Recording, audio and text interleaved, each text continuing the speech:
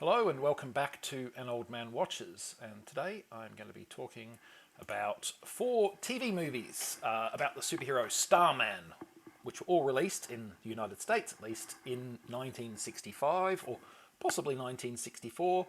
Different sources give different dates. I've gone with the IMDb data for the purposes of this video, so 1965 it is.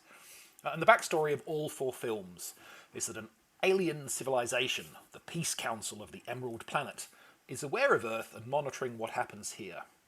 Their interest is benevolent, or at least non-hostile. Rising levels of radiation on Earth threaten not just humanity's existence, but also, and it's probably best not to think too hard about how, also threatens life on the Emerald Planet. Fortunately, the Peace Council has two mighty weapons at their disposal. First, there's the Globometer, a device which lets the wearer fly through space, detect radiation, and speak any human language. Second, there is Starman himself, who is fully human in appearance, but whose body is actually made entirely of steel. Yes, he is literally a man of steel. I wonder where that idea came from. In any case, in each of the four films, we see Starman thwart some danger that will lead to the radioactive ruin of the Earth, and thus, in turn, of the Emerald Planet. Again, don't think too hard about how. In the first movie, Atomic Rulers of the World, this is a scheme by the rogue and completely fictional Earth nation of Meripol, which plans to smuggle nuclear devices into every country on the planet and then hold the world hostage. In the second, Invaders from Space, the threat is, the title is quite a big hint.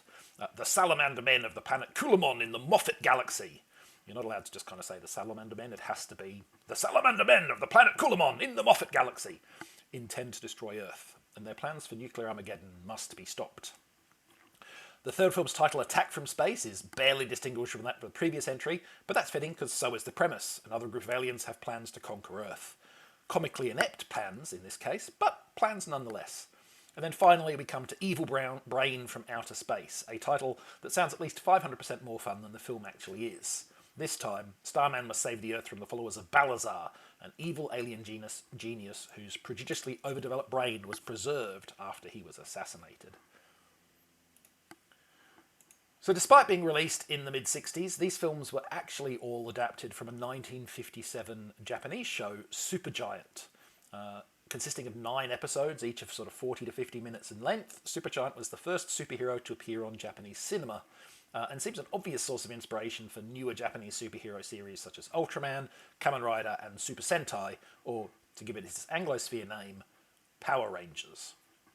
So each of the 4 films has been compiled from parts of multiple episodes. For the first 3 movies, the only real challenge of that would have been what to cut out. These films are generally adapted from 2-part stories, but they generally run 15 to 20 minutes shorter than the combined length of those 2 episodes. The exception is Evil Brain from Outer Space, where they were splicing together 3 different standalone stories and trying to make one single narrative out of them, which probably explains why that movie is simultaneously completely overstuffed with things happening, but also very, very light on actual story. It's much easier to just throw in 3 episodes worth of fight scenes and then wrap the barest of narratives around them. To be brutally frank, though, Evil Brain is merely the worst of a bad lot. None of these movies are any good. Let's talk about some of the biggest flaws before ending on the closest I could manage to coming to a positive note. So, first of all, Supergiant was clearly produced on the most minimal of minimal budgets. Take the Globometer, for instance, the all-important device that allows Starman to fly through space, find radiation, which his enemies always conveniently give off in one way or another, and speak any Earth language. The Globometer is a wristwatch, a very standard, bought in a department store wristwatch with the regular face and hands replaced with a map of the Earth. This kind of bare-bones approach is seen throughout. For a show with a lot of fights, Supergiant sure had hysterically awkward action choreography.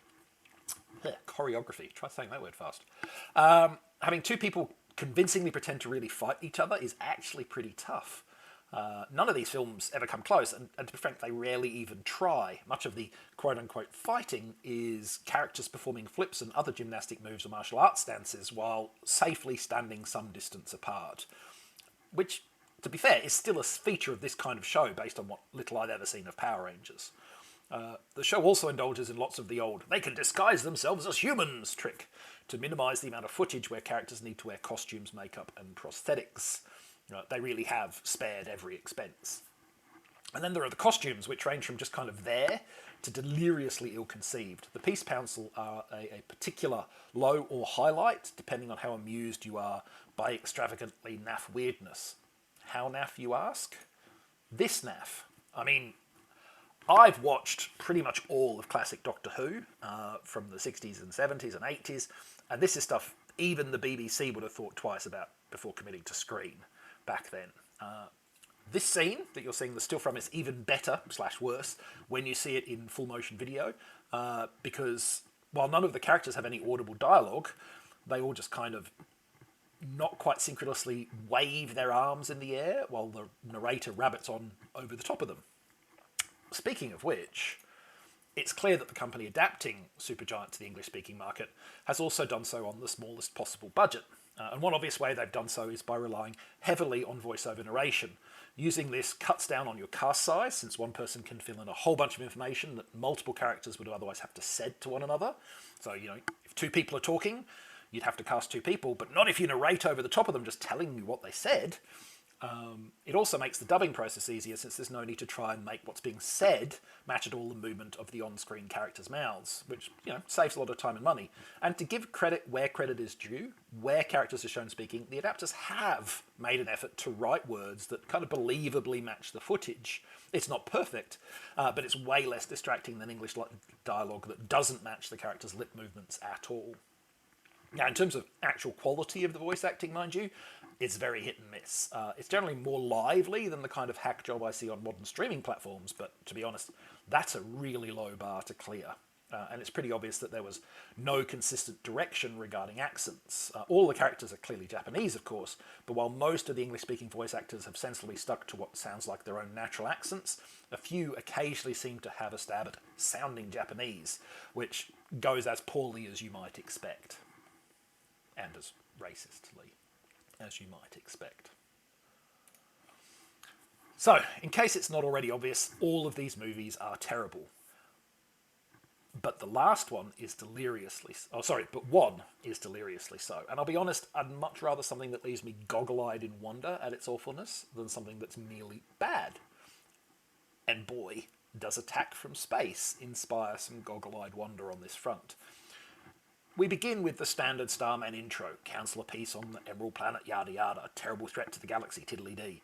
It's time to fight the Superians, an evil alien race bent on universal domination, and naturally, they're planning to start with Earth. Meanwhile, in a secret rocket ship base in Japan, a malfunction forces the head scientist to order a new part. There are none on hand, you see, because this part is supposed to be incapable of burning out. That's got to be pretty rare and difficult to get then, right? So how does he arrange for a replacement for this vital, unique component? He sends his kids to the corner store. Yep, but that's what happens. And frankly, the film doesn't get any more coherent after that, with all kinds of nonsense going on before Starman finally swoops in to save the day. Which is, honestly, where the movie stops being the fun kind of bad and reverts to the usual badly stained fight scene tedium. So yeah, Starman, don't bother.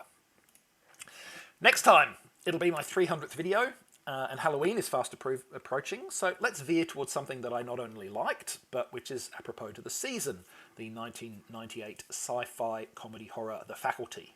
But that's next time, and until then, thanks for watching this video, and I hope you enjoyed it.